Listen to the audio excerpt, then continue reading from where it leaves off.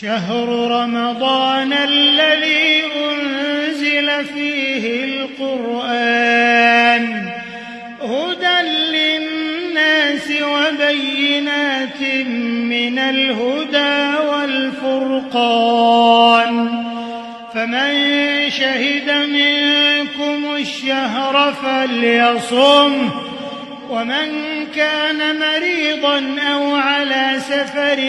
فعدة من أيام أخر يريد الله بكم اليسر ولا يريد بكم العسر ولتكملوا العدة ولتكبروا الله على ما هداكم ولعلكم